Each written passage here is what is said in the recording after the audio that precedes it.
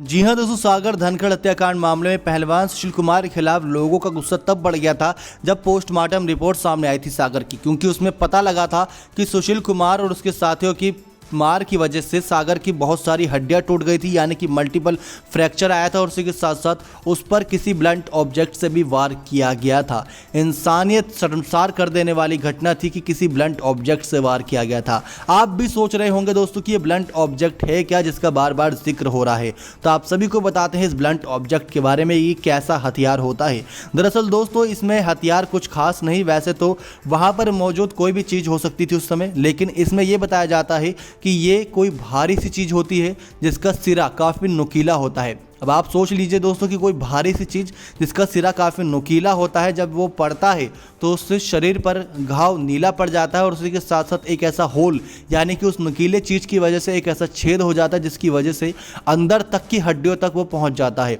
और उसकी वजह से ही आपका अंदर का इम्यून सिस्टम और बाकी जो सिस्टम होता है वो काम करना धीरे धीरे बंद कर देता है। और यही वजह सामने आई कि वो चीज़ सागर के सर पर वार की गई थी। जी हाँ दोस्तों, सागर के शरीर पर कई जगह चोट के निशान थे, लेकिन ब्लंट ऑब्जेक्ट उसके सर पर मारा गया था जिसकी वजह से उसकी जान चली गई। गौरतलब है कि सागर धनखड़ को 5 मई की आधी रात 2:52 पर पहले पास के अस्पताल BJRM हॉस्पिटल ले जाया गया,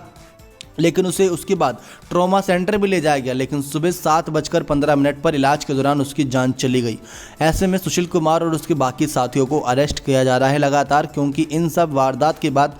कई लोग ये कह रहे हैं कि ये कोई इंसान नहीं कर सकता, ये हैवान ही थे, क्योंकि ब्लंट ऑब्जेक्ट से वार करने के लिए आपके अंदर बहुत ज़्यादा एकदम खुन्नस भरी होनी चाहिए, आपके अंदर एकदम हैवानियत होनी चाहिए, क्योंकि इंसान उस चीज़ को पकड़ने से पहले भी उसके हाथ कांपेंगे। लाठी, डंडे, बेसबॉल की स्टिक, हॉकी की बात अलग होती है, उससे पिटाई करने पर दोस्तों सिर्फ घाव नीला पड़ता है, सूज जाता है या काला पड़ जाता है एक समय पर भी, लेकिन वो ठीक हो जाता है, उसकी रिकवरी होती है। लेकिन जब ब्लंट ऑब्जेक्ट यानी नुकीली भारी चीज़ से हमला किया जाता है तो उससे इंसान का बच पाना बहुत ही ज़्यादा मुश्किल होता है, क्योंकि वो अंदर तक की हड्डियों तक पहुंचकर आपके नुकसान पहुंचाता है शरीर में। और एक बारी को जब आपका इलाज हो रहा हो और आपका ज़्यादा खून बह गया हो तो ऐसे में उस तक का यानी कि अंदर की हड्डी तक का इलाज कर पाना बहुत जल्द से जल्द संभव नहीं हो पाता, जिसकी वजह से आपको इलाज तो मिलता है लेकिन मौका वारदात पर ना सही, लेकिन थोड़ी देर बाद आपकी जान चली जाती है। इसी की वजह से दोस्तों लोगों का गुस्सा सुशील कुमार के खिलाफ बहुत ज़्यादा बढ़ गया था कि आपने उससे बदला लिया, आपने उसको पिटाई की, वो बात सही है, लेकिन हथियारों की क्या जरूरत पड़ गई।